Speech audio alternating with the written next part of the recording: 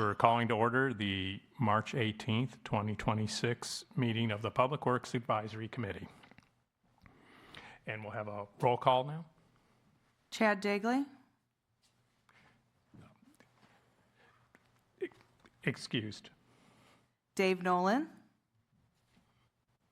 Excused. Not present right now. George Robin. Here. Scott Peterson. Present. James Myers. Present. Wendy Propkop. Present. Kevin Watlett. Excused.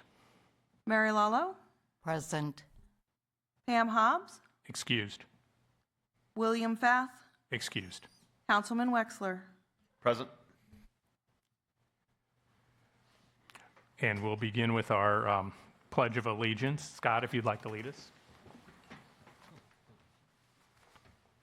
I pledge allegiance to the flag of the United States of America and to the republic for which it stands, one nation, under God, indivisible, with liberty and justice for all.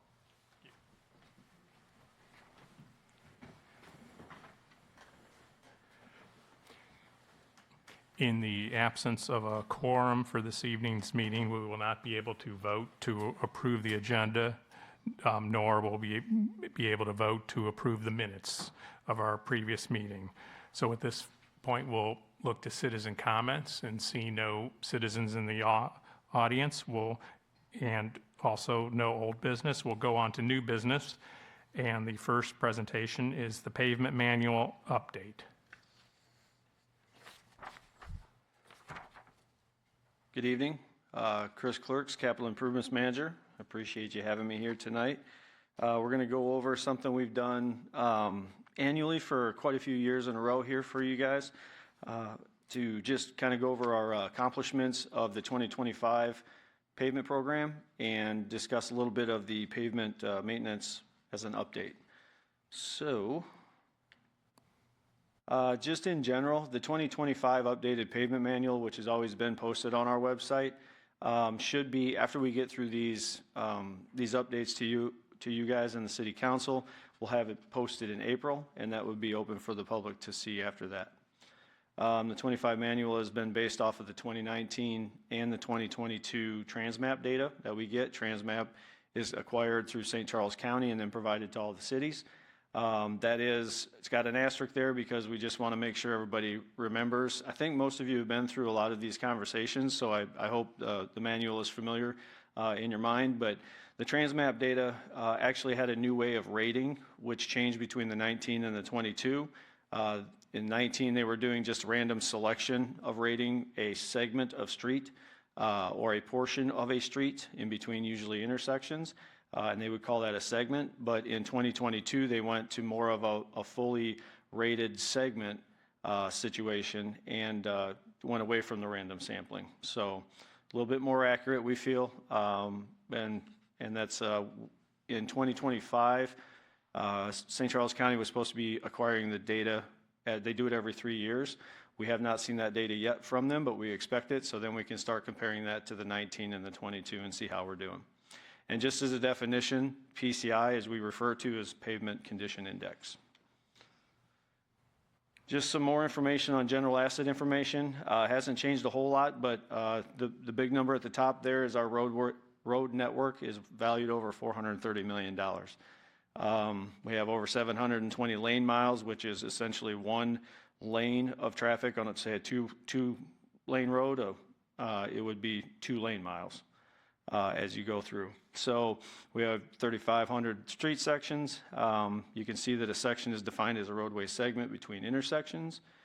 And we're about 84% pavement, or as far as concrete pavement, and then 16% asphalt. So we're pretty heavy on the concrete pavement, as you well know. And you can see the PCI ratings that we have recently got are anywhere from 46 to 100 on concrete, and anywhere from down to 8 to 100. The lower the number, the worse the pavement. So I'm going to start with just some accomplishments on the engineering, and then we'll get to the public works after that. In 25, the concrete program was in Ward 1. We had a total funding of $303.5 million. We were able to touch 90 street segments and replace about 1,900, a little over 1,900 slabs, or we were able to touch 5.5 lane miles. You can see that we've replaced a bunch of curb ramps, basically 20 curb ramps with the money that we had. We did do some sidewalk, about 144 slabs roughly, and then 585 feet of under drains. The sidewalks and the curb ramps are usually addressed as we come up to them when we're doing the pavement in that area. If we see that it's got a kick or a trip hazard or is deteriorated to a point where it is non-passable, we try to capture those in the pavement program so we don't have to come back. As far as the targeted joint repairs, that's what we call PDR, or it can also be called partial depth repair. We call it targeted joint repairs. That is the use of the, it's a hot applied mastic. It's a gray in color. That's the one I'm referring to here. We had $1 million for that.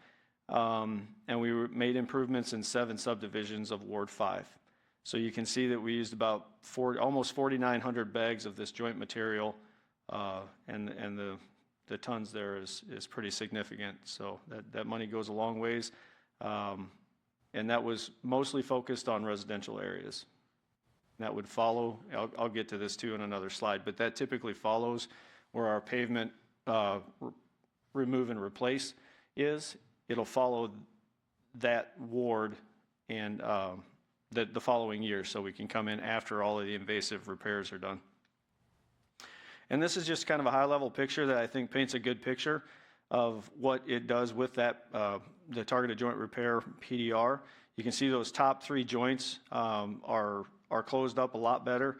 You know, those are some asphalt patches and potholes that we've had to address just to make, you know, travel safe. But when we get in there with the hot applied mastic or the PDR, it really cleans it up and seals it off. You can see that one down in the bottom left. We usually try to, if that's still in good condition, we try to not tear things out if it's not failing, if we can help it. So that just lets the money stretch a little bit farther. So just wanted to give you kind of a sample of what that looked like. As far as the 25 asphalt program, we are in wards 1 and 2. We had approximately $600,000 to use we used it for mill and overlay on that. We were able to do about 22,500 square yards of asphalt mill and overlay at 1 3/4 inches thick, and that is essentially 3 lane miles replaced. We focused on technology down there by Progress West Hospital, and we also focused on Forest Park subdivision, which is up here in Ward 1, which is where a lot of the asphalt streets are located, is just up here in this older part of town. So as far as asphalt, we also were able to do a preventative maintenance, which is what we're trying to incorporate into this whole pavement maintenance program. And if we can get ahead of some of these asphalt streets that have been recently overlaid in the past, say, 5 to 10 years, and we can do some preventative maintenance measures, which is a microsurfacing, or there's a lot of other things that we could go into, but we'll just call it microsurfacing as a kind of a blanket. We're able to put a top coat back on it, kind of seal off all the cracks. It saves that pavement, and we hope to get, 12, 15, maybe even 20 years out of some of these new mats that we've put down for asphalt. So the preventative maintenance is an integral part to our pavement maintenance program anymore too. As far as crack seal program, we were in Ward 4. We had $300,000. That's pretty typical. We're about 90% complete, but we will be finishing that up here early 26. It touched about roughly 58 center lane miles, so that's just going straight down the middle of the road as a center line. That's how we do crack seal. It's measured differently than when we say lane mile. So. And then in 25, we were able to spend some money in Ward 2, where it came to $100,000, went to upgrading curb ramps in the Hutchins Farm sidewalk area. And then we also looked at some asphalt paths down in the south end of Ward 2, where we were, something that was holding together pretty good that we could kind of seal over. Same theory as we have with our asphalt streets, try to get ahead of it as best we can. There's a lot of asphalt path around the city that we really haven't touched much, so we're trying to kind of catch up with that. But that's where the preventive maintenance helps with the asphalt path effort too. So getting into public works accomplishments, you can see that they replaced about 261 roadway slabs and 182 linear foot of lineal feet of curb and gutter in concrete. They did about 12,341 lineal feet of roadway patching. We know that's always a heavy effort for them to make sure that things stay passable and safe for our traveling public. The targeted joint repairs that they're able to do, which is also that hot applied mastic, they did about 1,400 bags and about 3,500 lineal feet of PDR. They were able to do 49 deficient panels on sidewalk and 11 ADA ramps, and they crack seal also as a supplement to what we do where it's needed. You can see that as far as asphalt patches, 529 tons of asphalt for pothole patching. Last winter was a pretty rough coming out of it, so we knew that that was a pretty heavy effort that they had to really focus on. And this year coming out of winter probably has not been much better because we had a pretty rough one there too. So curb and gutter, again, 182 lineal feet. And then they go through repairing A joints, which are expansion joints, wider expansion joints in our roadways, located at strategic spots. And then they also go out and fix the street creep. And you can see those, what they were able to accomplish. A lot of good work there for not only the streets, but then the stuff up against the driveways as needed. So they also completed a bunch of striping, as you can see, and a bunch of different traffic markers, quite a few different traffic markers there with stop bars and crosswalks and all that kind of restriping stuff. And a lot of sign-related issues, whether it's stop signs, street name signs that they had to replace, repair, modify, whatever it was needed. So they've been very busy this year, or last year, I should say. I already started being busy this year, I'm sure. So I'm going into the 26 funding right now, real quick here. So for 26, we're going to have $5 million in the concrete program, 800,000 in asphalt, crack seals at 300 again. PDR program again is at $1 million, and then path maintenance stays at 200,000. We just always want to note that as the city continues to grow, we, as a staff and administration and everybody involved in the pavement maintenance program, is always trying to find additional sources for funding because we're obviously behind the 8 ball. We're spending about 1% of our total value with the $4 million we get every year, which is greatly appreciated, but it's just not enough to keep up. So we're always looking at additional sources as much as we can, and you can see that little tidbit of information is we need a minimum of 10 million just to attempt to try to keep up. So we just always like to throw that in there. As a use tax impact, in 25, the use tax generated $3 million in revenue, and we used all that money for the 1,931 concrete slabs that were replaced under the contracted work. You can see overall since 2022, between 2022 and 2025, we've had over $11 million generated for pavement improvements, which is huge and greatly appreciated. And you can see how that breaks down on how we've used that. We put $8.9 million towards the concrete, and then we used $2 million 2 years in a row here for our targeted joint repairs, or the PDR. And then we did use there's a one-time use for some asphalt a couple of years ago at about $400,000. So we always like to say thank you, not only to you, the city council, but especially to the taxpayers who approve the use tax, because it is hugely beneficial to what we're able to do right now. Without that, we wouldn't be doing what I'm showing you here today. So we just always want to say thank you. It is greatly appreciated with all the efforts that everybody does for making this program what it is. So some projections, as I said, we've got $4.9 million we're going to be doing in 26 for use tax work under our concrete program. We do have that $1 million for partial depth repair. And you can see how the funding breaks down. As far as the program, we spend on average, 45%, 45 to 50% is an average for us to use for the use tax, and then the SRF tries to support that at the same time. Asphalt program, again, that was a one-time use, and that was just 40% back in 22. Targeted joint repairs with the mastic has always been 100% from use tax, and that's been very beneficial for us to continue on. So as a whole, its overall average is about 50% of funding. So, but that frees up funding from the SRF that we can use for a lot of other different things, whether it's going after more funding applications or just internally funded projects or whatever that may be. There's a lot of different avenues we can go. So this is just kind of the high-level flyer that we have out there, also on the internet, that gets updated every year. This is the 25 flyer. You just have to match the color on the pinwheel to the left to the color on the ward to the right. And you can see where we were at in 25. Ward 1, we did concrete.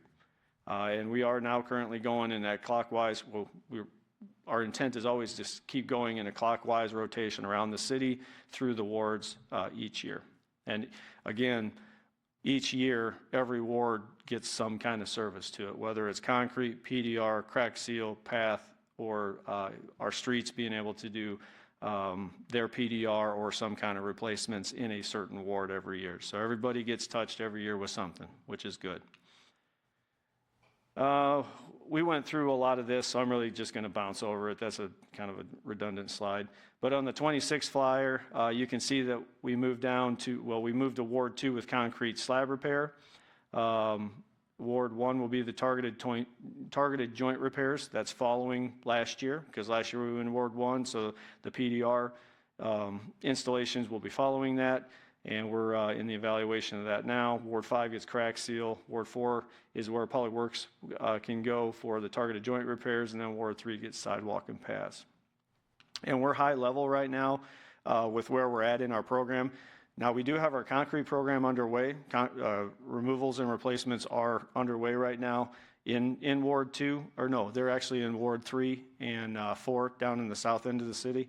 But we will be dropping back because we had an additional $1 million given to us from the council to put towards 10 worst streets down in Ward 3 and 4, and that's where our program started this year. But they'll jump back into Ward 2 here in a little while, and then that's where the bulk of the work will be done through our regular program.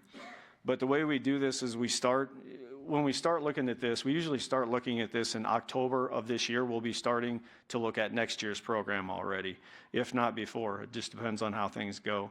But we always want to, start with utilizing our PCI data, because it's a very large data set that gives us a general guide of where to start. We can look at that. It's kind of a snapshot of where some of the worst, according to the data, the worst of the streets are. So we can do that. We always review current work orders with Public Works and see if there's an area in the ward that we're going to be that's got a high amount of work orders out there that maybe we can help them out with. And then we take a whole bunch of information and we go out and we start looking at all the streets. We essentially drive every street that's in the ward that we're going to be working in, just to make sure that the PCI data and the work orders and all the other stuff that we're looking at can come together, so we can develop our program properly to make sure that we can bid it and have the contractors working as efficiently and as much production as they can, because that's how we get the best bids, is when we keep it coordinated to where they can work in a methodical way to get their production. So there's a lot of pieces of information that come together for us to figure out. Obviously, budget constraints is always a thing, and I will say that again, that we just don't have enough money to touch everything. We would love to fix every ward every year, but it's just not possible. And it's even if we're in a subdivision and we're on a street, we might not even be able to fix everything on that street, depending on how it is. It might be passable. We look at it as, okay, is this a replace for the concrete pavement?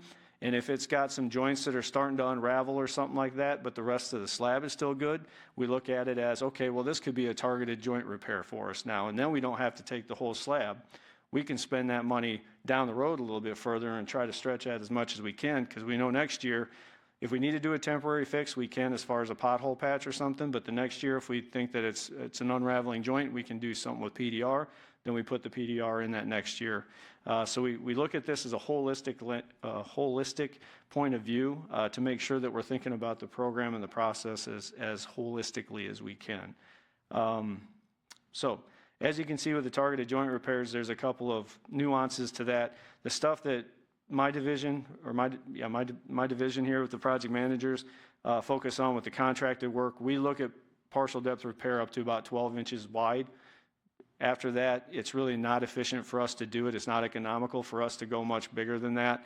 So we usually, it either becomes a full tear out if it needs to, or it would maybe be something that Public Works could look at and see if they could maybe do it, because they can do it a lot more efficiently than what we can through a contractor. So that's a lot of information on the strategy, but that's generally how we do it every year, and it starts usually in October, September, October of the prior year, and we usually try to get it out at least a bit in early that following year, say December, I guess late this year or maybe January of next year, we'll try to get it out for rebid, because I think, yeah, it would be around that time next year we would be rebidding this one, I think, for that. So just some things to keep in mind. I've already talked about, not everything will be fixed. There's going to be things, there's going to be a couple slabs, maybe down the road that look pretty bad. We have to make a decision. We have to make a cutoff point. We only have so much money, and we have a lot of places to get throughout the ward, as much as we possibly can.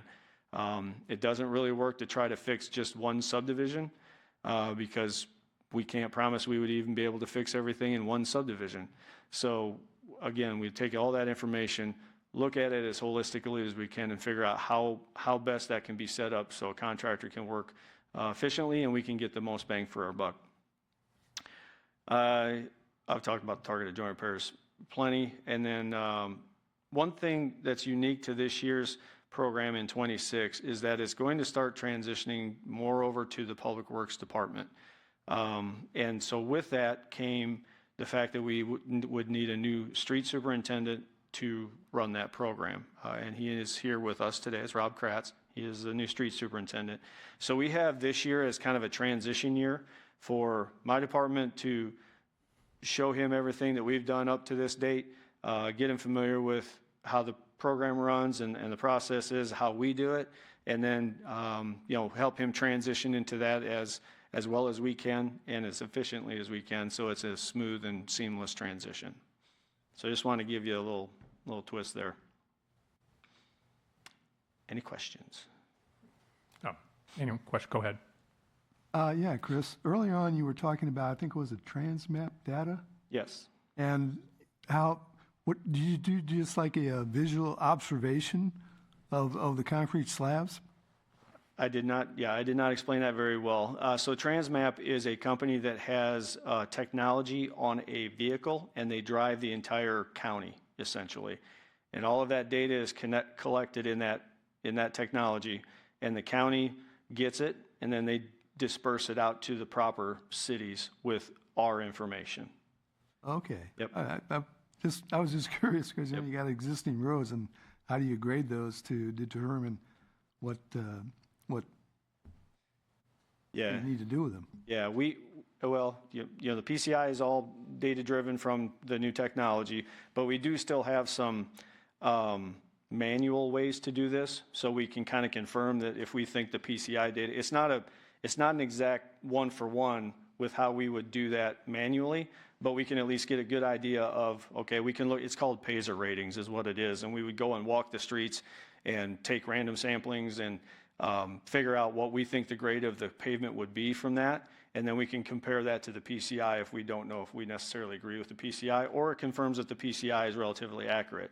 The PCI is a guide. I can't reinforce that enough. It is not the Bible that we need to use. It is just a starting point for us to use and a guide for us to have a general idea where to go. But we can still do things manually too. And like I said, we pretty much drive every street that we're thinking about even working on, just so we make sure that if the PCI data is wrong, whether it says the PCI is really high, say it's like an 80, it comes back and it says it's an 80, and we're driving, we know that there's work orders out there after talking with Public Works, and we drive out there and we see, multiple slabs starting to fail, or the potential for them to start to fail with the ACR and the ASR reactions that we've been dealing with on the rock issues.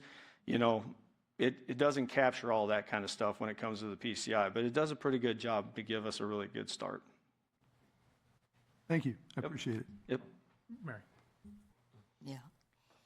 I have a question for you. Okay. I've noticed, I don't know the technical name, but the patch that's gray? You used to use asphalt, but you're using the gray. Yes. And what I've noticed is the patch will be there, but then around that patch, it starts to break down.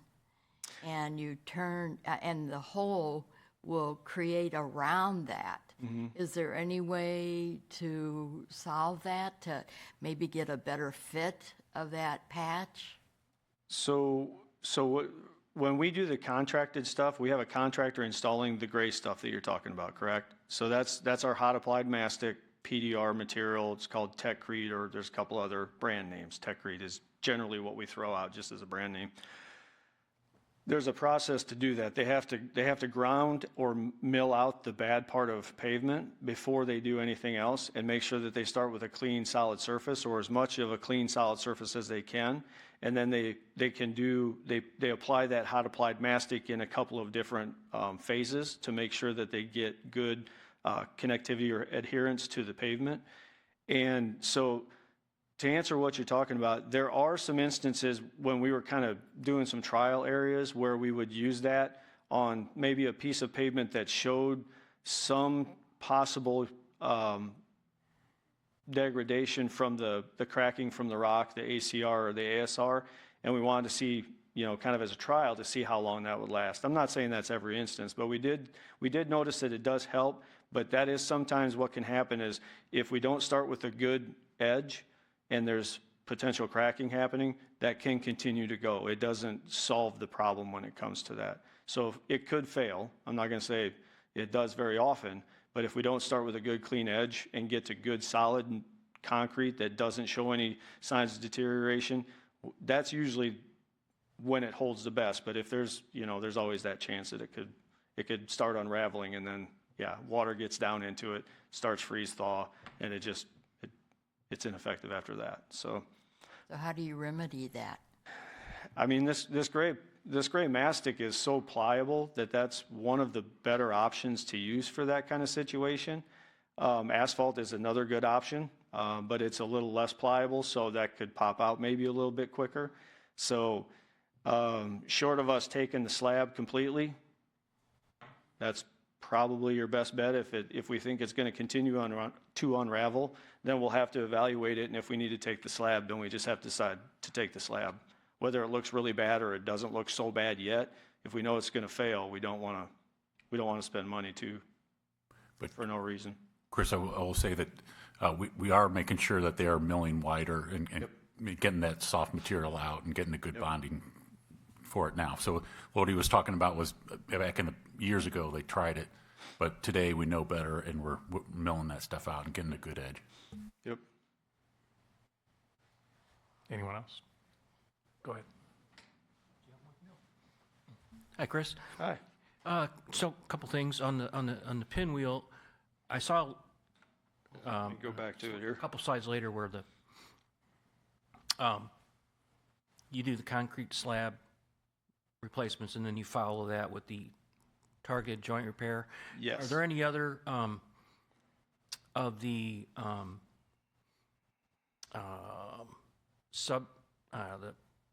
the projects that kind of have to follow that?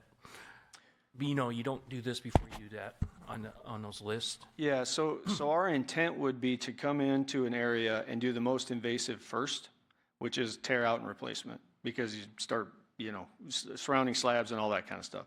So we try to do that first, and then we come back with the targeted joint repair, and then we would crack seal after that. And that just is what makes the most sense, because you don't want to crack seal and then a year later you're coming and tearing all that out and crack sealing again. So crack seal is that last line of defense that is at the end of the program that would seal off everything that we're not doing with the full replacement and or with the targeted joint repairs, whether it's the contracted side or public works side too. So, and that's why we do the entire subdivision or the entire ward, is so we know that we started that ward has started fully sealed as of that year. So hopefully that answers your question. Yeah, it did. The other question would be, and pardon me for not knowing this, is there anything in the upcoming election or even in November for funding for people to vote on? I'm not aware of anything for people to vote on. For an alternate source of funding, we did this year, and I'll get to that on my next presentation a little bit more. The county is allowing submittals of applications that would be more for preservation, but it does not include preservation within residential streets. It's more arterial and possibly major collectors. They try to keep it to the more regional roads that are used. So that's another option that's come up. But as far as anything that is up for a vote, I am not aware of anything personally, but I don't follow that kind of stuff that close. Sorry. Yeah, you mentioned the sales tax and if that was expiring or anything like, No, guess what I was wondering about. no, the use tax is not expiring from my knowledge. Yep. I don't know if there's a sunshine on it. Steve, do you know if there's a sunshine on it? I don't think there is. I didn't think there was either. I had never heard one, so. The county road board tax has a expiration on it, goes to 2036. We were just looking at that today, so. Yep, we were. Yep. Any other questions? I have a couple if no one else does. You asked one of mine about the use tax. So the PCI, you're waiting for the data from 25, Yes. Yep, they do it every 3 years. and they do every street every 3 years. They drive the entire county every 3 years, as far as I know, yes. And so what has been informing this budget? What's been your experience with the contractor bids and versus the expected budget? Have we had a lot of inflation in the last contract year, or more than expected, less than expected? Right now, we're a little over $80 a square yard for contracted work from a contractor that we didn't use them last year, but we had used them many, many years prior to that. I think they were here for almost 10 years. So yes, the costs have gone up. We've been hearing concrete's going to continue to go up, or I know it did going into 2026. So yes, we have seen that. Last year, we had a little bit lower of a price. But I think this year is a little bit more accurate to what it actually is, a little over $80 a square yard. So at this point, you feel fairly good about the budget at this point in the year versus the amount of repairs and replacements you're going to be able to do versus the expectation at the beginning of the fiscal year? Yeah, I think we're going to be very close or very similar to the previous years. We've got the extra $1 million that's going in this year in wards 3 and 4, so that'll obviously help us out a little bit, which is great. And that gives us kind of a jump start on ward 3 and 4, honestly, for the next couple of years. But yeah, when the price is up, obviously if the price of it goes up, the less slabs we can do. So we try to even that out as much as we can, and that's exactly why we want to make sure our program makes sense, not only for the city, but also for us to get good bids from the contractors. And it's all about production when it comes to the contractors. They need that. And so we have to make sure that we are developing that program to where they can get the production that is necessary for them to make, Is there good any progress. expectation you're going to receive the extra $1 million in this upcoming fiscal year from council, or is that sort of a one-time thing? I believe that was more of a one-time thing for coming into 2026. There's discussions that we're having on the staff level that we do need to bring to our administration, and then also obviously to elected officials, and probably talk to you guys about it too, most likely, of what our plan might be for trying to increase funding or help support or supplant funding, or where funding can come from and all that. So I hope that answers your question. Okay. In a I think roundabout way. regarding the PCI, is there a mechanism or a use of the PCI to override the overall ward priorities if the PCI data comes in? You said you're doing Ward 2 this year for slab replacement. If PCI comes in particularly low at, say, another ward, would you override it and then attack certain street segment, or would you just note it for future? I would say when we look at concrete slabs for Ward 2, we're staying in Ward 2. The money for concrete slabs is staying in Ward So there really isn't a mechanism to override it in the face of data that's particularly detrimental in another ward, or?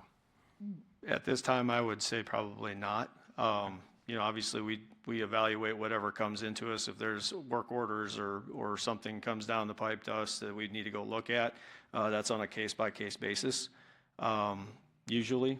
But And Chris, I would add that we still have the street department out there doing work orders too. Yes. So this is just the contracted stuff. So Yep.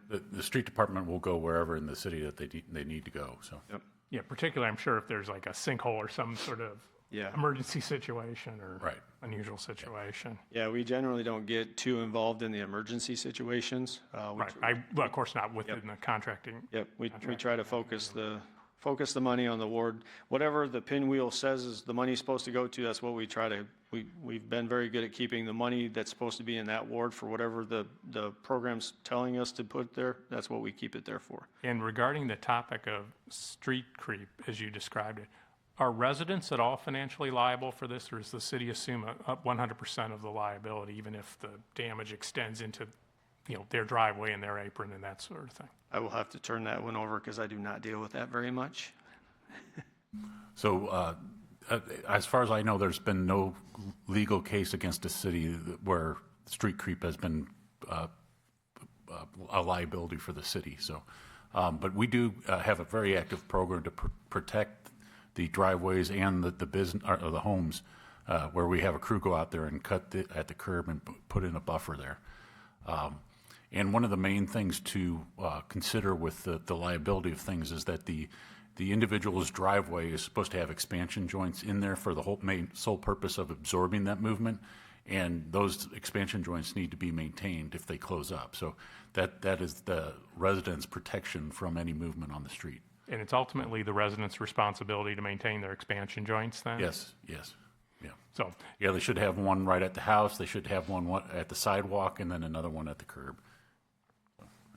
and then my last question regarding the street superintendent position, what were some of the efficiencies or the decision basis for moving it to that? And what do you hope to achieve by having a full-time street superintendent that would benefit the residents or the work process? I think one of the biggest benefits is it becomes under one house basically, but they can look at many different tools. So when we do stuff on our end with the project management side, we look at everything that's contracted and we coordinate with them as much as we can.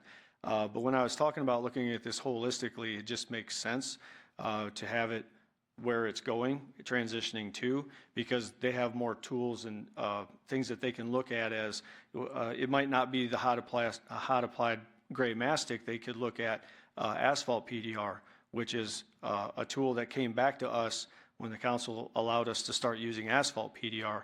And we don't do that under the contracted side. So I think that's one of the biggest efficiencies and benefits to it, is it kind of comes under the house of the people that can really look at it and utilize all the tools all at one time and understand, because we don't dictate what they do. They're work order driven, we get that. And we try to support that as much as we can on the contracted side. So when it comes down to them managing this, now they can look at a work order as, okay, does this need to go on the contracted side? Is this something my crews can do? They have some new tools to use when it comes to things that we don't have, the new trucks that they have, and all that. So it just, efficiency-wise, it just makes sense. And I do believe that it will be of great value for the city over time, as it has been to date. Thank you. Anyone else have any questions? Okay, thank you. Oh, Councilman. Thank you. Chris, you had, on that, one of those first slides, you had 8 PCI on the asphalt. Do you know where that is? I am not sure. I did not look at that, but I don't know if that's a cut and paste, but we had some that were pretty low. I'd just be curious. I saw that 8 and I was like, "Ooh, that's Yeah, it was pretty bad. way low." So Yeah. that was something that stuck out. And then just to touch on that asphalt PDR, I saw the guys out doing Bryan and VMP area the other day, and it looks fantastic through there. Yeah. It's a rough intersection, but that asphalt PDR looks wonderful there. So just something I noticed. Yep, and they can get in and get out with that tool really efficiently. Yeah. I actually went through there at lunch and then came back through there in the afternoon, and it was like they weren't even there. So it was great. Anyways, thanks.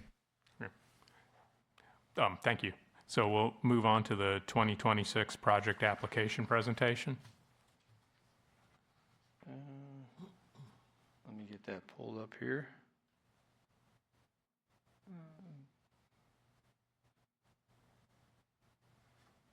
Okay. Appreciate you letting me present what we're planning on submitting for our funding applications this year. Let me see here. So right now, what we're looking at is I'm going to start off by saying we only submitted one federal application this year. The reason being is St. Charles County has got a very large effort for doing something with the highway end corridor down there, like between us, Lake St. Louis, Darden Prairie, down in that highway end section. So it was requested that the cities maybe hold off on a lot of East-West Gateway federal funding applications, because they were going to submit a very large one for the region. And so just to start with that, we did submit one TAP application, and it was for the highway end shared use path. And we went on a 60-40 split, 60% federal, 40% city, in February of this year. And then we are going to go to St. Charles County to support that project as an 80-20 split to try to get the remainder of the funds if we get the federal. It's all contingent on if we get the federal. And then we have Bryan Road at VMP intersection. That's a project that's come up since the new developments that have been coming in that area and being discussed. We all know that Bryan Road and VMP is a heavily used, high volume intersection. As was stated, the pavement was starting to fall apart, so it's a project that's been on our radar, but we are moving forward with that. We do have initial conversations with the county. They're in support of it. We've already done some early studies in this corridor and all that, so we're going to county with an 80-20 split on that. Again, no federal application yet this year, but we will submit in the future for federal applications on that because it'll score well, and we stand a pretty good chance, we feel, to get some future federal funds on that. We're also looking at West Terra Lane resurfacing. Again, it's county-driven application, but this is that first year that they're allowing us to submit for preservation. And we're looking at the West Terra Lane resurfacing from Bryan all the way out to Lake St. Louis, because you go past Hoff Road. If you take that road, it's literally falling apart with the amount of heavy loaded trucks that are going in and out of the quarries, all of the over-the-road trucks that go in and out of the industrial areas. It's falling apart, and we have to do something with it. So we're going to try to get some federal or county funds for that at a 50-50. That's the max that they'll allow for preservation, but it's something. So we're going to go after it pretty hard. And we've actually submitted federal funding for West Terra lanes and just portions of that corridor. Federally, we've submitted 2 or 3 times and got denied for whatever reason. And with the county opening it up to preservation, it just makes sense to see if we can get this one. And then Deer Road reconstruction phase 2 will be an extension of what we already have in design going into construction here in the next year and a half or so still, but we're going to go after some construction funds for that because we've already got our design funds. But this is real quick, high level highway end shared use path. You can see the red, let me see, right here. That red line right there, that's our limits. That would be along Highway N, just north of Route 364. Our limits are from Spring Orchard Drive back towards Cottleville Meadow Lake Drive, and we would tie into, this is where they have an existing path already. We're tying into an existing path. Cottleville comes up to their city limits, and we're going to go meet it with what we want to do. The width is anywhere from 10 to 14. Cottleville builds 14s. Apparently now. We are only going 10 in our jurisdiction. That is all that we will be doing, and it's a smaller section, but this will improve connectivity to Legacy Park, which is over there in Cottleville, our St. Charles Community College area, and then also various greenway trails potentially in the future. So a future extension will go from where we stop on this over to Highway K eventually, but for right now, we're just focused on right where our subdivisions are to get our residents a chance to get out and enjoy some path experiences. So, and this is what the funding looks like. It's about a $1.7 million job. We've already got the design funds secured from county. We're going after the federal funds, like I said, and you can see how it breaks down as far as the numbers. So with the Bryan Road at VMP intersection, essentially the limits are the Justice Center Drive right there, through the intersection and see how we can do this to where we can leave it for a future transition if anything were to ever happen with the Bryan Road interchange. There's nothing that we know of in the works for that right now. So we're just trying to make sure whatever we do is going to accommodate that, plus accommodate whatever developments are going up in this area when, if and when that ever happens, and any other future developments that would happen there, that would occur in those areas. It would include an additional through lane for Bryan Road, both northbound and southbound. And then we'd have dedicated dual lefts to get off of Bryan Road and get onto VMP going east and west. Hopefully, we'll be looking at some controlled access near that intersection and then help with the deteriorated pavement at the same time. And this is a $9 million job almost. And we, like I said, we've got some funding secured already, but we need to go after the design right away and construction funds through the county, and then we'll submit federal to help supplement that, or supplement that, I should say. This is the West Terra Lane resurfacing project. As you can see, we are trying to touch, like I said before, all the way from where our limits end on the west back to Bryan Road to the east. We have that Bryan Road intersection project that'll be coming in the next couple of years, so we'll leave it short of that, and then that project will pick it up where it needs to tie into. But it's essentially a resurfacing and pavement repairs focused. We'll do restriping and some things like that just to kind of clean up the bike lane there, but no real changes to the cross section or anything like that. It's a mill and fill and try to get that thing to where it'll hold together a little bit, and then we can. Once we get a new mat on that, we can start looking at the preventative maintenance to hopefully secure that mat a little longer than when this was resurfaced. I think right around the times I started in 2013. So, and this is how that breaks down, about 1.2 million, and it's a 50-50. So you can see that how that comes together. And then we have Deer Road reconstruction phase 2. Starts at Hopewell. The county's got a Hopewell project here that they're going to be doing in 26, 27 to rebuild Hopewell all the way up to N. Our project will tie into whatever they're doing. And then it essentially runs the alignment of what the existing Deer Road Phase 2 is. We do want to put a look at putting a roundabout at Turian Lane right there just to help with traffic calming and then also safety, a safety measure to slow some cars down. I think that's one of the biggest concerns we get from out in that area is people driving way too fast for that road. It'll be a basically two-lane road with a 10-foot shared use path on the north side, just like the phase 1 section is with new curb and gutter, new storm system, things like that. And it goes all the way over to, I'm going to say to the east, and it stops at Long Gate and Gatehouse is an intersection right there off of Deer Road.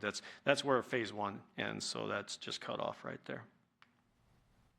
We already have design funding for phase 2. We got that in 25 from County Road Board. They've been in support of this project all the way through. They supported the Deer Road extension, which goes through Harvest. They're already building Hopewell, all of that stuff on end. All of this is going to tie together for that area to help with traffic situations out there. So we're requesting right-of-way utility relocations and construction funds right now for phase 2. It's like I said, it's pretty much following the original alignment. Because we're going to be going through a lot of like county parcels and city parcels. It's kind of a mix out there. And yeah, two 11-foot lanes, curb and gutter, kind of talked about all that there. And it's an $8.5 million job, so we're doing an 80-20 split with county, hopefully, to where we can get a significant amount of that covered for utility right away, or a little heavier than phase 1, just because we're in the county parcel areas a little bit more instead. Phase 1, we were lucky enough to have some developments that had donated right away. We don't have that luxury on this phase 2, so right away is a little bit heavy. And there's a bunch of utilities out there we got to deal with. So this is kind of how it breaks down, just real quick as a summary.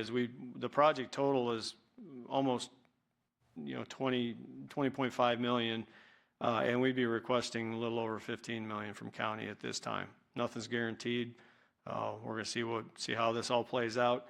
And that would say, as far as the city funds, we'd be in it for about 4.2, 4.3 roughly right now, depending on how it all shakes out, depending on if it, the stuff the amounts that they give us go flex up or flex down. That just adjusts what our match is there. So, questions on any of those? Any questions? No? Okay, thank you. All right, thank you. Oh, wait. Scott has one. Okay. First, on the West Terra resurfacing, you mentioned about improving the bike lane, or what is the bike lane, is that just basically the shoulder? Yeah, when they rebuilt that road back in, I think it was 2012 or 2013, they put the bike lane out there. And it's essentially on the shoulder there. So we'd resurface all the way through the bike lane, restripe it, clean it up because it's deteriorating and kind of falling apart too. And then, just get it back up to where it was. So it's a little bit better use. Yep. Yeah, I assume over there, there's no need for, at least at this point, a shared use path, because there's not much residential. Yeah, it would be a very expensive endeavor just because of where that road sits and as much rock that's around there because the quarry's right there. The slopes are really close to the edge and things like that. It would be very expensive to put one out there for probably not much benefit when it comes to the residents per se. So. And one more thing on the highway end pathing that's going to stop at the neighborhood there. When it gets to the point where it's going to go from there back to Highway K, how far out are you looking for that?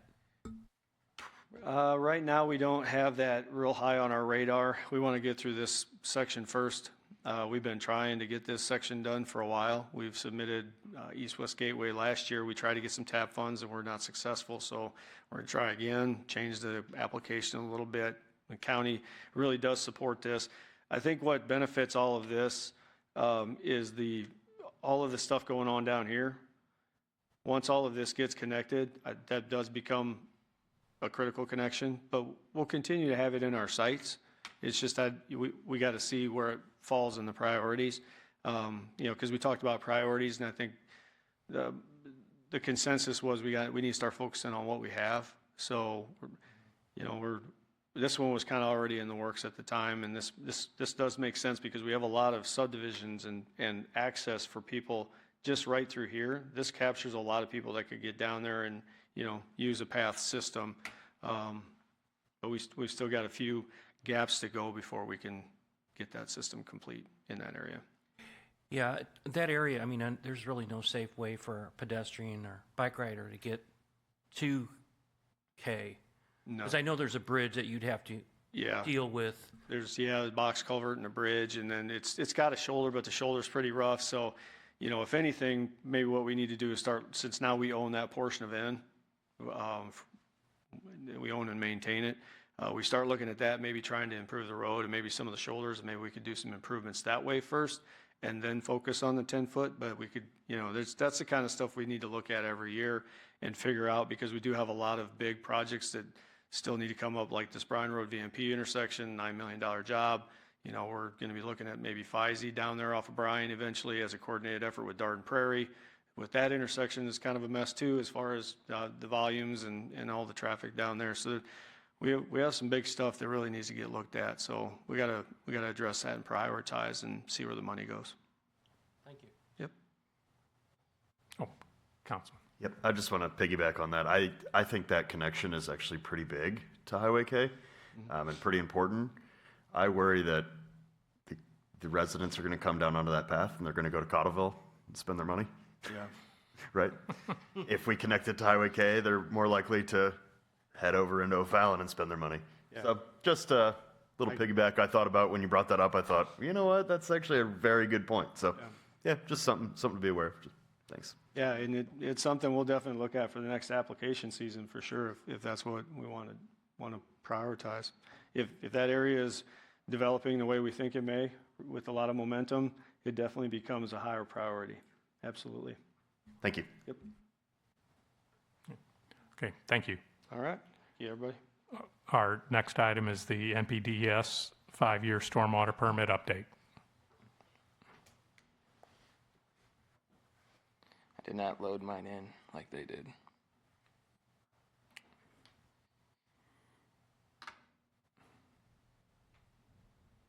Hi, my name is Randy Clark. I'm the stormwater coordinator for O'Fallon.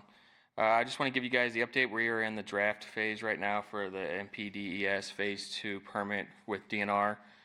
We do this every 5 years. This pretty much gives the City of O'Fallon the rights to build everything with the MS4 permit, anything from land disturbance to any commercial, residential, all has to kind of go through DNR, and this is kind of the permit that explains what our minimal control measures are, what we do, what we follow. It's a long-page report. It's been up on our website for about 20 days or so, and I'll be turning it in April. We're just going to go through some of the stuff that we maybe changed, maybe not. Our program has been running so well that there's not much changes, if any. Mostly it's just how we document our inspections and how we're going to move forward with technology and maybe creating different types of permits. Instead of just doing the flat BMPs, we're going to do like a water quality and try to separate the inspection side of it from the legality of the actual BMP permits. So not really a lot of changes. I just want to point out we are one of the only 5 cities in the whole state that actually gets to write our own stormwater management plan. So everybody else, it's pretty much what the Department of Natural Resources tells you what you have to do. We are one of only 5. And it's us, St. Charles, MSD are the only ones local. The other 2, I believe, are in Kansas City, maybe one in Jeff City. So this is why we got to present this to the public and take questions, and we'll look into them and present them to you. Like I said, I just wanted to touch base on it. I don't want to go through, really. It's a lot. It's just a lot of our manual. Most of it's just update of people that are here with the city still. You know, some of them have changed. The responsible parties, for the most part, kind of just breaks down the language of what everything is. And one thing that I'll show you that is the major difference in this is, like I said, that we have to write our own manual, so we kind of project what we want to do in the next 5 years. So we have to come up with that projection. And since it's kind of already working very well now, we ain't changing too much. Just a little bit of door hangers here, update the door hangers. But this is what we call the matrix. This is everything that we follow. And as you can see, most of it's same as year one. If we think it's something that needs to be addressed, we'll address it. We can update this. We just have to submit it to DNR for approval. But for the most part, just talking to them, they're on board with us that if there's nothing that really needs a big change, then we'll just move forward on it. But I will be submitting this April 3rd or April 4th, and pretty much it's a draft right now, but we're ready to go with it right now. So I will take questions at the end for this, but I will give you the stormwater update too, because I figured that was just more of what I wanted to tell you guys too. I give examples in this thing too, so I'm scrolling through this real fast, and this is just showing how we do like our pre-construction meetings. This is how our inspectors will do a site inspection and kind of tell the contractors what's wrong. Here's all of our forms that we have the contractors fill out when we meet with them before we do any construction, all the contacts. We have a couple pamphlets in here for cleaning surfaces, for illicit discharges. Let's see what else I got in here. Kind of the flow chart of how it works. You guys touched earlier about sinkholes and stuff like that. This is that all in there too. If you do have a sinkhole, how does that get handled? We got our BMP language in here, which is the agreement for any site that is developed. It's the agreement that they will be doing the best management practices after the site is completed. This is recorded by the county and signed. So this is pretty much what I can go back on to try to get them to fix their stuff. And then we just got a couple BMPs in here, order operation manuals. This is the HDS units that we use a lot. It kind of explains how to fix them. It's a very popular BMP we use now, kind of all kinds of descriptions of ones that we've seen out in the field. So yeah, it's just a lot of overview of how the whole program is. So it is on the website. It's been on there. It's on the stormwater management page. I think there's a blurb on the home page. There's a link to my email address for any citizens' comments, and we'll take every comment, every concern, and look at it and see if we need to adjust it before April. And then with that, I do have the update for last year.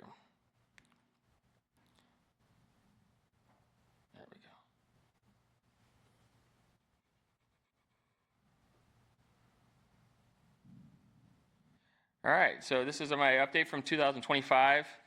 This is a wonderful picture of Crusher Road that flooded. We never found out why that flooded. We know we had a job going up there at Weldon Springs and Crusher Road, the roundabout. It was determined that was not the cause of this. We just think something was blocked on the box culvert that made this water come over the road. I just thought it was a really dynamic picture, so it is the cover. But yeah, that's what we see during a flash rain. I think we had 4 inches there in a couple hours, so it was one of our bigger ones. Reminder, got the claim stream coming up, less than a month. As always, we'll have Girl Scouts and Boy Scouts, residents coming out and cleaning our creeks. Our numbers actually have just gone down of the sheer trash we're pulling out. It's getting very hard to find streams that I need to clean that I can put 10, 20 people in for 2 hours, which is good for us. Last year it rained us out twice, but we did end up cleaning Bellevue Creek again, and we pulled out 1,300 pounds out of there with only 31 volunteers. I think the previous year we pulled out 2,800 with 50 volunteers. So, and we got everything out of there. So yeah, the numbers are going down. So that's really good. This group of kids, I think, is the National Juniors Honor Society with, I think, Zumwalt West. They come out almost every year. So they are really key to helping us keep everything clean. We teamed up with Parks this year for the Christian school right across from Tom Ginevra. They have a serve day, and they wanted to know if they could do some creek cleaning behind Ozzy's in the ballpark. So we did do that. One day we pulled 400 pounds out of there. So we are going to link up with them.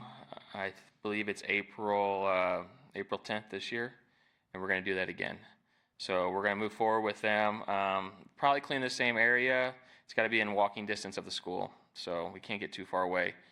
I think they talked about maybe in the future we could probably bus, but for right now we're just going to clean up that area. Like I said, we work with Parks on cleaning it up with the honeysuckle, a lot of tree removal to get all that out of the areas too, because it's just running rampant. As always, went to the school across the street of Assumption, read to the little kids, brought the EnviroSite table. It's always a big hit. The new one that is down off of Summers Road, I can't remember the name of it right now, but we were going to go in there this year, so it's going to be another new school with the kiddos. Other than that, we're going to Winfield this year for career day. Me and another employee with the engineer, and going to talk about stormwater up there and try to educate the high schoolers to see if we can get more people in this field to help us out. So that's exciting because that's the first time we're going to do that. So I look forward to that. Kind of into the numbers. Last year we did 438 total inspections with BMPs. The previous year there was only 370. So quite a uptick there on that. A lot of that is the harvest development and just more commercial lots that are coming in. And the number is going to continue to go up every year. But yeah, it's a workload. This year we're keeping track of our follow-ups. Usually we just did the inspection and then we kind of just paper trailed it as much as we could. But now we're actually documenting every time we're touching that permit again. And on those BMPs we had 218 follow-ups. It's actually paying off a lot with the follow-ups. We're documenting it and we're getting a lot more responses from the property owners by staying on them constantly to fix the stuff and follow up and start putting 4-day follow-ups, 5-day follow-ups. It's really working out great. Detention basins that were inspected was 293 in the wards of 2 and 3. And it should have been a little higher, but we got a little bit ahead of ourselves last year, and we kind of jumped into the ward a little early. I think there's about 300 and something detention basins in those wards, so same thing with that. We're tracking the follow-ups with the HOAs. It's always our biggest issue with the HOAs that they didn't know what they had to do. So we're out there to explaining to a lot of our residents on how to keep the basins clean. And like I said, with the follow-ups, it's been a great year. It's been a lot of work, but we're getting a lot of compliances coming back that we've never had. So it's working out tremendous for us. Basins were about 280 still. It's always going up. I think we were just below that last year. We're a little bit above it now. We had 143 outfalls last year. This year, we actually only have 32, so it's a smaller ward with not so many outfalls, but we are going to relook at our outfalls, the language of what is an outfall that we have to maintain as an MS4 outfall, so we will be examining that. That was one of the things that was in the matrix to determine if we need to be inspecting those every year. The terminology is it's got to be a public flared in that dumps into a creek, not a private one. So if that's the case, then every basin that dumps into the creek would not be one that we would have to inspect by the MS4 policy. But I think the language reads we probably inspect them anyway, so I haven't changed that yet.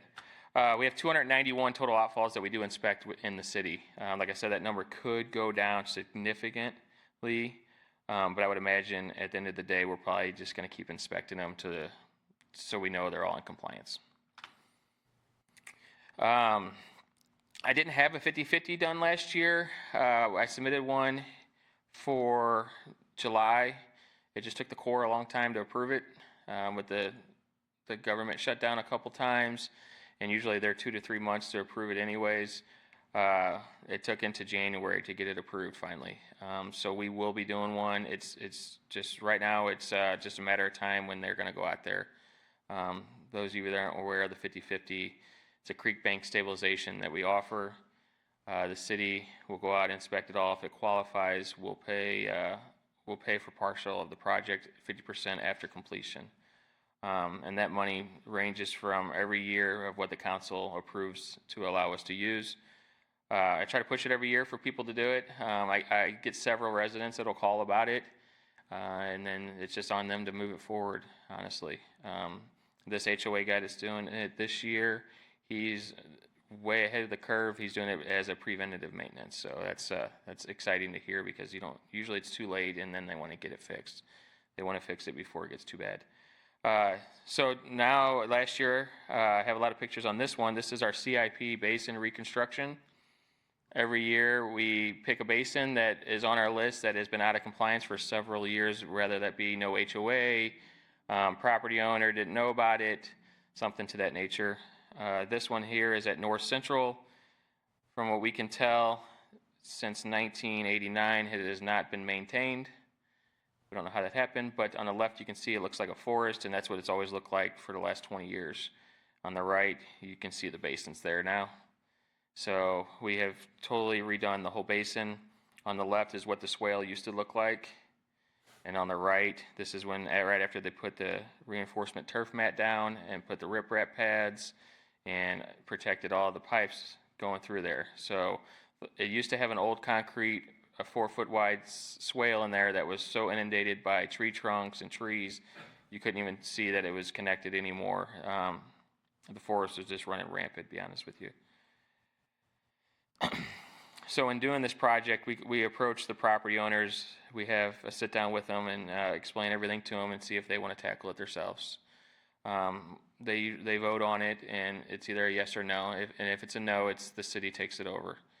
Now, by doing that, the city will do all the bidding. We'll take the lowest bid, and we'll do all the legwork, and then we will bill the residents or the property owners in this case.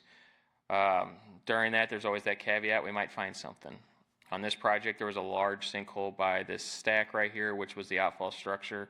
We knew something was wrong once we got in there and looked at it.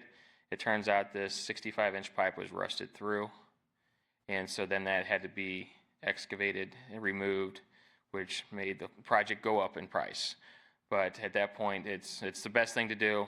The pipe hasn't been maintained in, like I said, 40 years almost, so it's kind of what happens.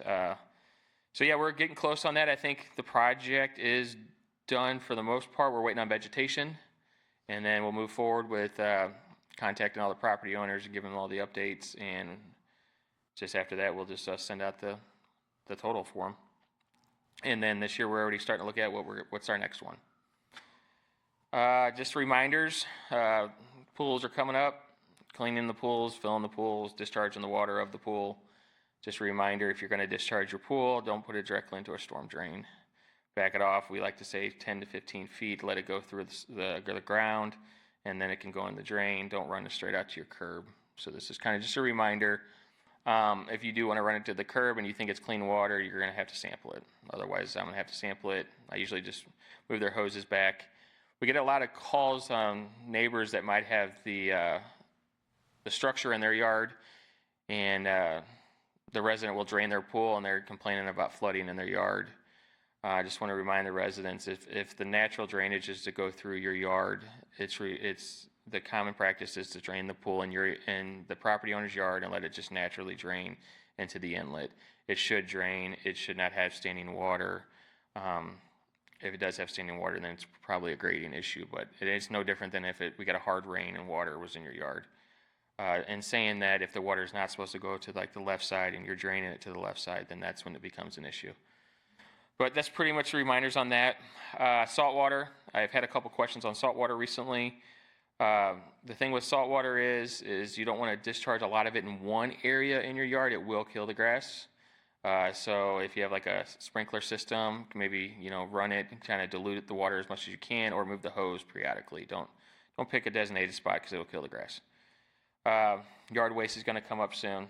Just remind the residents, try to keep all the grass off the streets and out of the inlets. I know a lot of these communities around here are contracted out, and everybody's just blowing it kind of everywhere. Let's just try to be mindful and try to keep it out of the inlets, because it will back up, it will clean, or it won't drain it, and it'll flood the streets or back up in a house or in a backyard, and then we have to go out there and figure out what's going on during the rain event. So that's just a little simple reminder. The city does offer, yard waste pickup for all of our residents. And the pet waste, we don't have too bad of an issue with that. People are pretty respectful on the pet waste, but occasionally we'll have the 1 or 2 calls a year that somebody's throwing pet waste down the inlet, and we go down there and there's 10, 15 bags. So the standard practice on that is unless we really know who's doing it, we just put door hangers out to notify everybody, and usually the person gets the hint that somebody's seen them. But then once again, we have to go down there and clean all that up, and some of that's still in the bag, some's not. So it's never a fun job to do. Illicit discharges just kind of goes on the same thing as the throwing the dog waste down. Just be mindful of what you're doing out there. If you're changing your oil, try to capture it. We had 6 major IDEs last year. We had this one on the right was anywhere from 500 gallons to 1,000 gallons. It came out of a generator. Luckily, we had the hazmat teams out there very, very quickly, and we were able to contain it before it got into the creek. But it was a big cleanup. To the left here, I think I took this one personally just driving through. Somebody was pouring a driveway, and the contractor just cleaned out right in the street. And by the time I got there the next day or so, it's already hard. So you can't get it off after that. So just be mindful. If you're having your driveways done or something to that nature, just have a BMP practice to try to capture all of this, because it does end up going to the waterway, and it will prohibit the fish life. The HOA trustees guidebook, I mentioned this I think last year. Any HOAs out there, we have a guidebook for you, from starting one up to what you got to do yearly. If you have any questions, who to contact, who to call. I get a lot of phone calls is this the person I need to talk to or not? So that's on our website. It's a very useful book. It was updated last year. I just kind of kept it in here. This is kind of just definitions of the detention basins and the BMPs. Detention basins and ponds are obviously the big holes in your yard or in your neighborhood that have like the water in it, or the concrete swale, or maybe a grass swale that collects the water that will hold it during a certain period of time after a rain event, then slowly release it. These are designed and built because a lot of this land around here was farmland, and just anywhere was farmland. These detention basins will hold back the water and release the water at the same rate or less than when it was a farmland. BMP's water quality, it's required that any new construction, commercial or residential, has water quality now, which could be anywhere from ponds or sand filters, 4-bays, HDS units, which are concrete structures that are inside of our storm system. Could be rain gardens, just something to capture the water to try to cleanse it before it goes out into the waterway. So there's just a little bit of definitions on that. think that's it. No. Any questions? Go ahead. Yeah, Randy, what about leaves?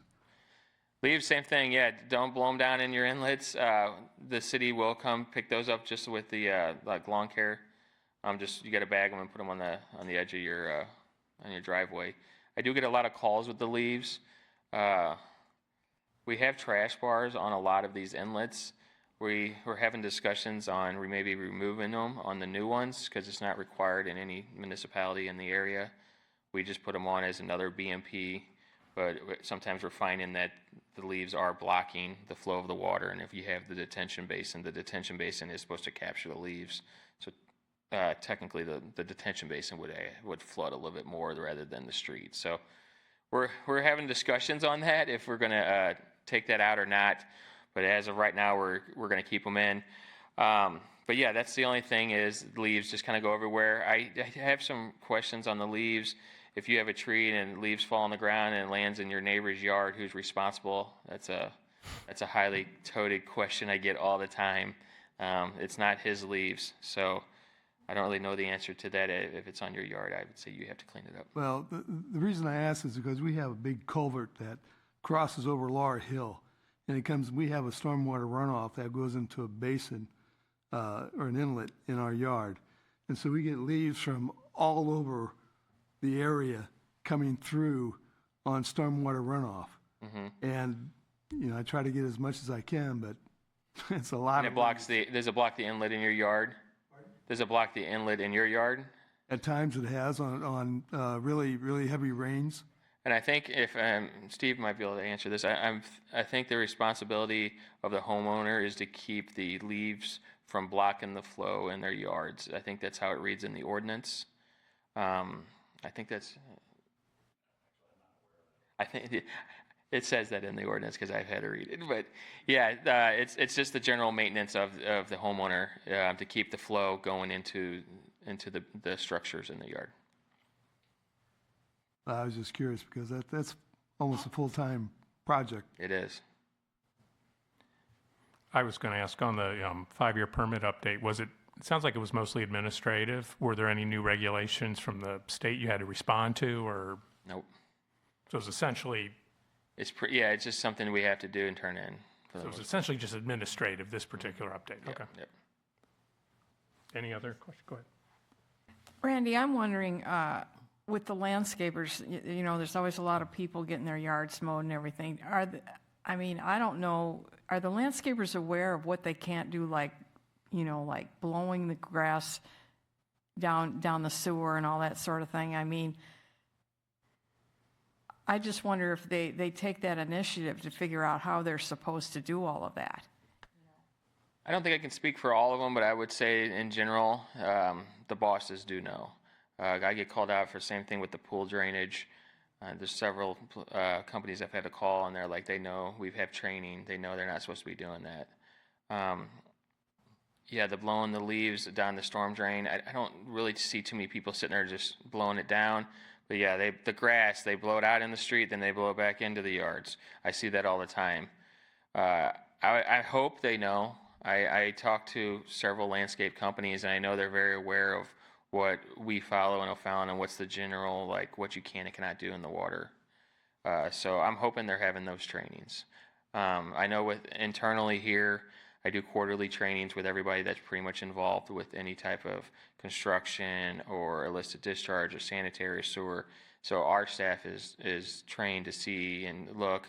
We just actually had a staff member notify me on a very large illicit discharge that he caught. So that's good that the staff member seen it just driving by to notify me because it was going on for a while. So I know internally we can only train as much as we can. Externally, if they don't know, I will be there and I can educate them too. Thank you, Randy. Oh, go ahead, Scott. Thank you, Randy. Just a comment, I applaud the city for continuing the clean stream efforts and accommodating any school projects or whatnot. It is disheartening that we even have to do that in the first place. I don't know what can be done, and with trash and debris, and perhaps cameras in some more problematic areas. I don't know. I know the police have enough to do. You know, it's just a comment. Thank you.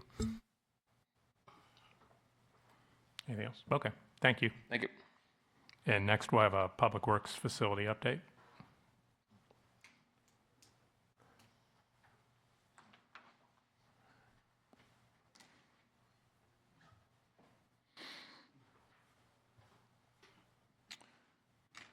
So just back to give you an update, it's been 2 or 3 months since I gave this update. Project background's the same, $30 million project. ICS is our construction contractor. The facility will hold 87 Public Works personnel, which includes 6 supervisors, 12 crews, 9 fleet personnel in the fleet building. The 2 buildings being constructed total 60,000 square feet, and there's parking for 124 employees and visitors, 197 city vehicles and equipment. And then the project also includes the salt dome and a fuel island. This is the artist rendering for the project. This is how it looks today. So you can see that the exterior is being worked on. The brick on the bottom of the building there is going in. There's another view just going down to the west there a little bit. The windows are going in as a little better look at the brick.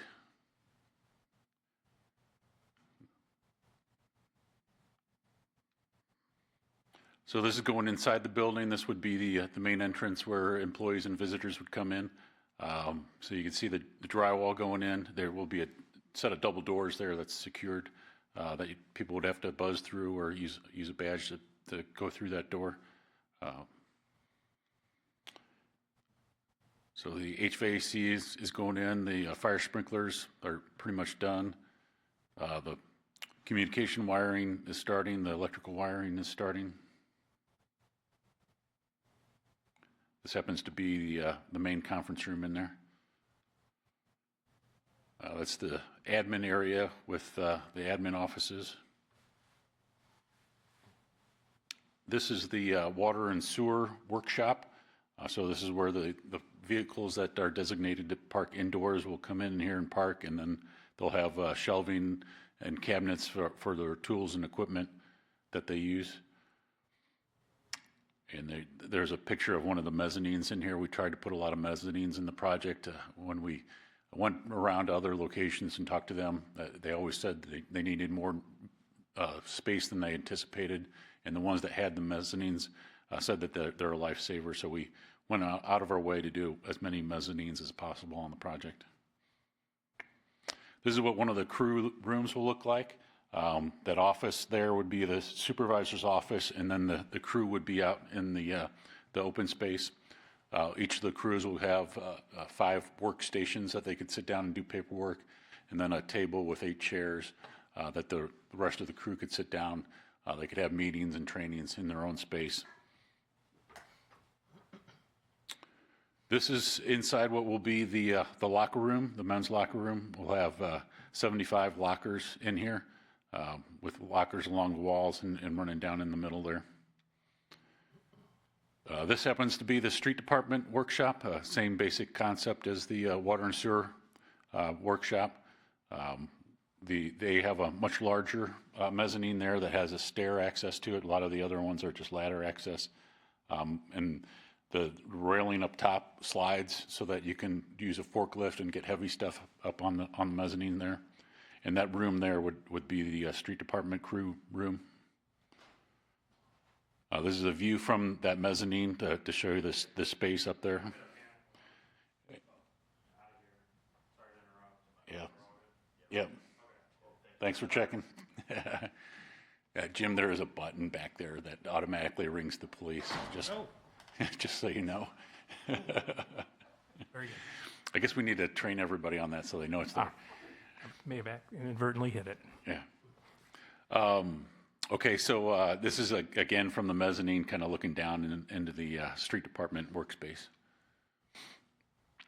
And this is the new training room. So when we do our snow operations training or any DNR trainings, we can bring those in here. We'll have room for 36 people to do training. There'll be a spot for a podium, and the speaker will have TVs on the wall to put his PowerPoints up there. That's just looking back the other direction from the training room at the windows that are in there. The mechanical room, so the plumbing's going in. It's just different view of the plumbing.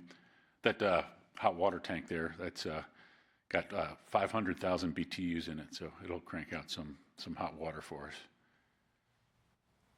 As a view out in the parking lot between the two buildings, the building off in the distance is the fleet building. This is showing the columns, the concrete column bases for the canopies. So there's a long canopy along what this is the western side of the property, and that's designed to have all the stored salt spreader racks stored and some shelving for the plows. So all the plows and spreaders will be able to be stored under a canopy here.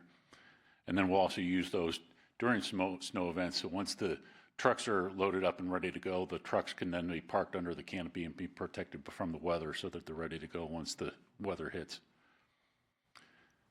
This is just another view of the parking lot and all the work going on out there, and the fleet building in the distance there. This is a view over behind fleet on their canopy. So there's a canopy for fleet, and this will be where they park anything that they need to keep under cover. And then turning to the right of that picture and further down to the east, there's a canopy going in for the water crews, so that they'll be able to store their pipe, their valves, and everything that they use in their processes under a canopy. They currently take up a lot of space in Westoff Park, so they'll be able to move all that stuff out of Westoff Park and bring it onto our campus here. That's the rendering of the fleet department, our fleet building. A little closer up view of the fleet building. You can see the walls are going up. We still don't have a roof on the fleet building. We've been expecting that here for about 2 months now, so a little bit behind the schedule on that, but they have till August to finish everything, so they're still confident that they're going to get done by August. Using some talk, they'll be a little early, but they won't be early if they can't get a roof on there in a timely manner. So this is another view from the outside there. So the bays that are on this end of the building, we have 2 bays in here for the vac trucks on the left. Each vac truck is about $600,000. We just got a new one last week. But the vac trucks stay indoors, have their own bays for that. To the right of those 2 bays for the vac trucks is our new wash bay.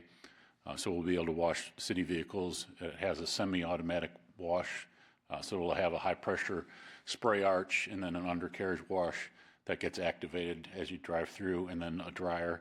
There's no soap involved with that, but you could stop in the middle and soap it up, and we have a pressure washer and stuff like that in the middle if you need to do a more serious wash.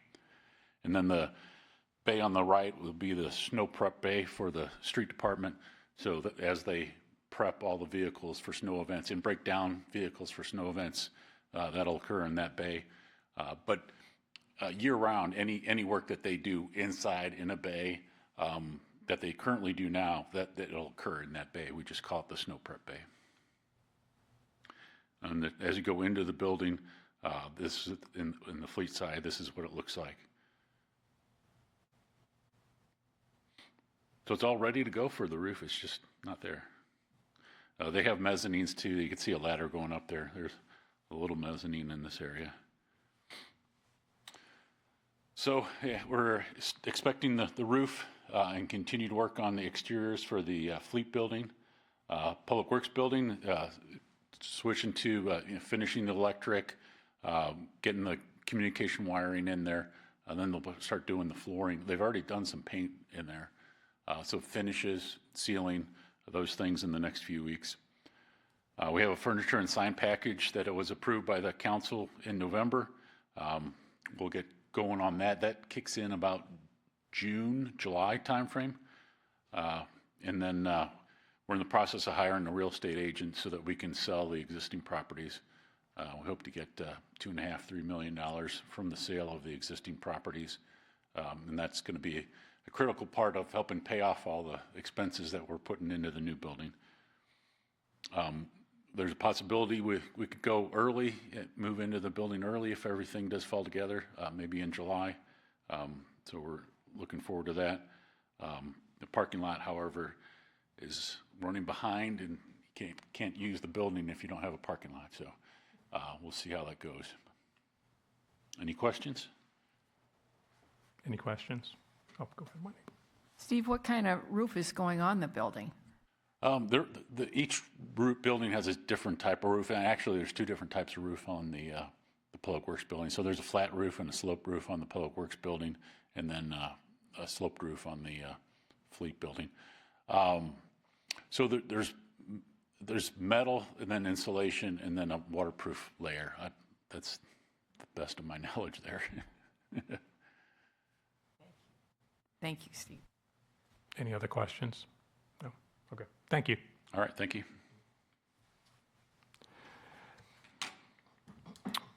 We have in our packet the previous monthly reports, but since we don't have a quorum, we can't vote to approve the previous monthly reports. Then the next item, the future agenda items, you see a number of agenda items listed there, some of which we've touched on tonight in some of our presentations, quite a few of them actually. Is there, glancing at those, are there any other ones that anyone might like to add? No? Okay, very good. We'll go ahead and start our closing comments here. Wendy, do you want to go first? Yes, I'd like to thank Chris and Randy for the great presentation, and Steve also for keeping us updated on the Public Works facility. And I also want to welcome our new street superintendent. Thank you. Yeah, great presentations tonight. Thank you for all those, and appreciate it. Yeah, and yeah, thank you, and everyone, thanks for putting up with me as your chair for a surprise tonight. Yes, thanks, James, for coming in and filling in at the last minute. Glad to do You've it. done a great job. And we appreciate everyone being here and giving wonderful presentations, and we always enjoy your visit. Thank you. Yes, I can't add any more to that. So thank you for all your presentations, Randy, Chris, and Steve. It's been a wonderful evening. Thank you. Anything else you'd like to say from Public Works, or? I was just going to give you a little bit of updates of what we're planning for the next meeting. So next meeting, we're planning on bringing Sean out and doing an update on his projects out at the plants, with the big one being the work out at the water treatment plant and the reverse osmosis system out there. And then we're also looking at bringing Jim back to give an update on the recycling, either next month or well, we don't have a meeting in May, do we? So, but either April or June, something like that. So that's all I have. Here. Do we have anything up from our councilman? Nothing really for me. I just want to say thank you guys for your stuff here tonight. And Rob, welcome to Team OFallon. Okay, thank you. Seeing no other business, we'll go ahead and adjourn the meeting then. Can't take a motion to adjourn. We can at least do that. I make a motion to adjourn the meeting. Okay, second? Okay, all in favor? Aye. Aye. Thank you.